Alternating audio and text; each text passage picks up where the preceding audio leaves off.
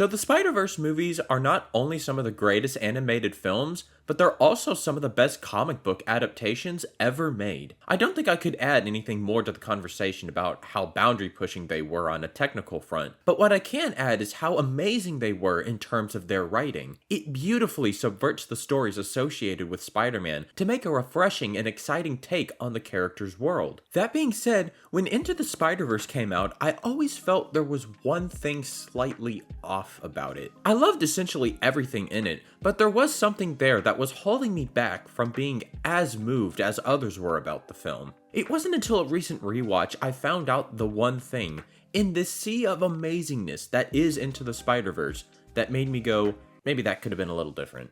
That issue is, well, the reason you clicked on the video, I assume, Kingpin. Now, before you call for my execution, let me make it clear. Kingpin is a great villain in this movie. Like, I'd give him a solid 8 out of 10 as a character, okay? He's great. Just because I think he's the weakest part of this film for me doesn't mean I think he's inherently bad. In my years of browsing the internet, I've come across hundreds of videos covering the villains from across the Spider-Verse, such as Spot, Miguel, and even Evil Miles for the brilliant thematic complexities they bring to the story. But when trying to find the same for Kingpin, I really didn't find that much other than basic videos describing what he did in the movie. Despite all these videos discussing this franchise's brilliance, I don't see many videos discussing the first film's main antagonist. So why is this? For me, there's two reasons why he's not the best fit for this movie, but here's the first. I think an important aspect to superhero movies, one that I think has been forgotten, is to match a villain where a hero is at.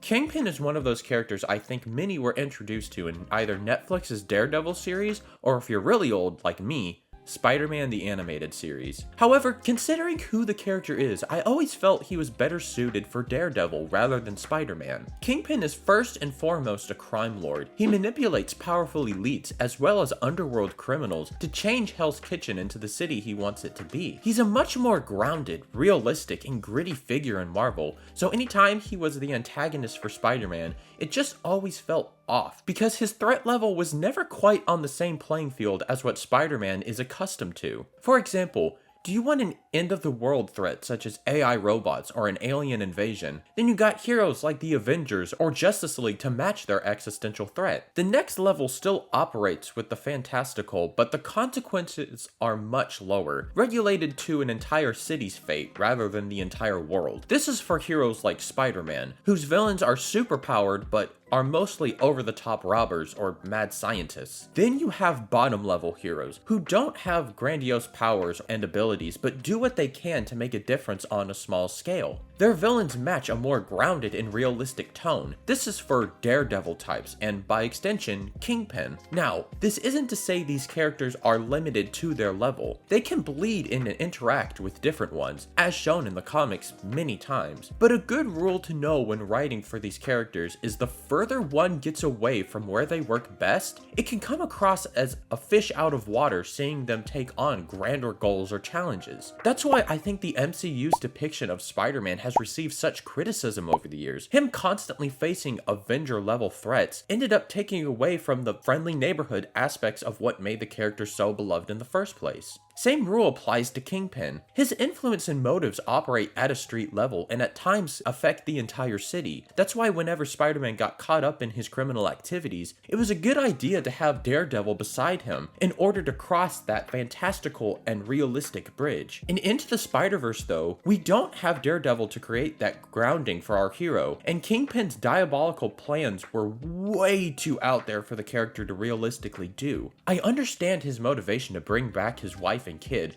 but having him spend billions of dollars to create an interdimensional machine capable of destroying the multiverse?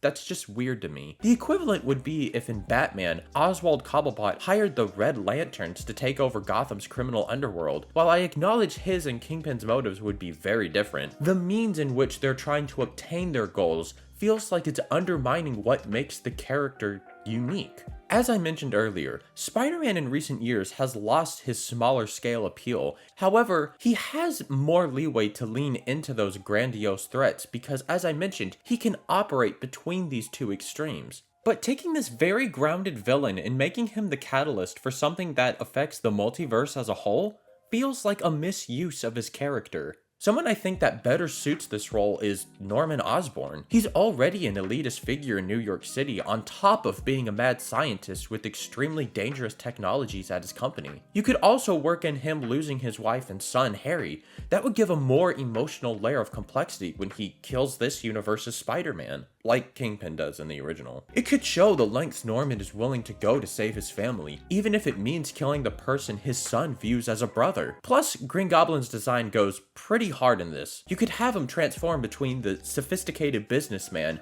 and the demonic winged creature shown in the movie. This also ties into my next point as to why I think Kingpin isn't the right villain for this movie. That being his lack of a deep thematic connection to Miles' journey through the film. A goal to have when writing an antagonist is to have their arc be opposite to what the protagonist goes through. In other words, if your protagonist ends with an optimistic outcome, the villains should be the outcome of what would happen to the hero if they didn't change their ways. Miles' main arc in the movie is one of two things: finding a sense of identity and taking on responsibility. Because you know in Spider-Man, with great power comes great responsibility. What makes Into the Spider-Verse so brilliant though is how it subverts this classic Spider-Man story. In his origin, Peter wants to have powers in order to fight off bullies or impress his crush. He gains a sense of entitlement and pride, but after his uncle's death was caused by a person he let get away out of spite, he has to learn with this newly found power comes a responsibility to use it wisely. With Miles though,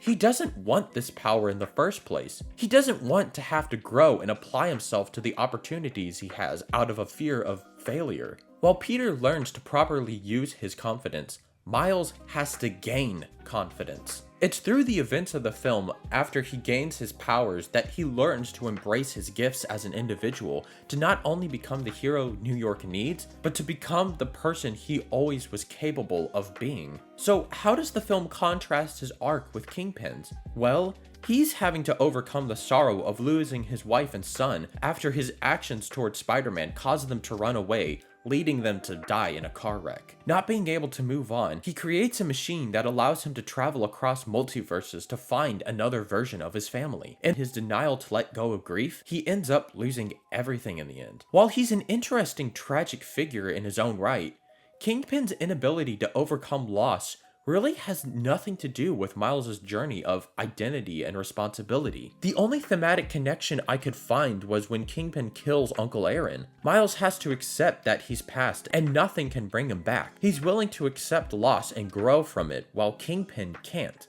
So while there is this thematic tie between them, it's just a smaller part of Miles' journey rather than the primary focus. If anything, Kingpin serves a better purpose for across and potentially beyond the Spider-Verse, because in those movies, Miles has to choose between saving his father versus preserving the safety of the multiverse. Maybe it could be improved in retrospect, but that's the thing, isn't it?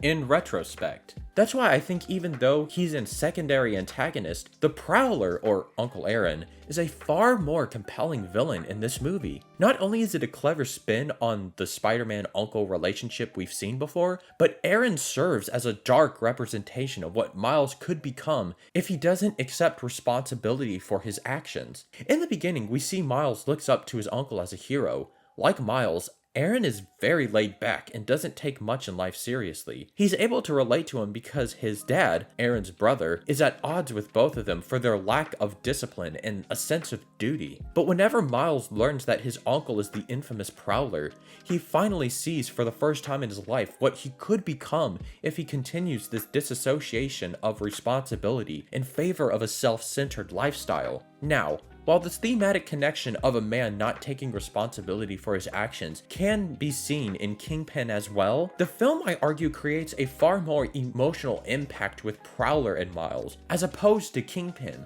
the film's main antagonist. That's why I think Kingpin, for me, is the weakest part of this movie. But hey, that's just me. Even though this video is breaking down an aspect of Into the Spider-Verse that didn't fully connect with me, I hope it doesn't come across as me saying Kingpin fails as a villain, or that the film is fundamentally flawed because of it. This character and Into the Spider-Verse as a whole has 100% more thought, attention, and passion than most animated films today. I just thought it would be interesting to critique an aspect of this film that is hailed as a modern masterpiece. I am happy to report that Across the Spider-Verse does not receive this critique from me. The only hangup I have with that movie is that I need to see the third installment, Beyond the Spider-Verse. Hopefully they stick the landing and supplant the Spider-Verse trilogy as one of the best in cinema.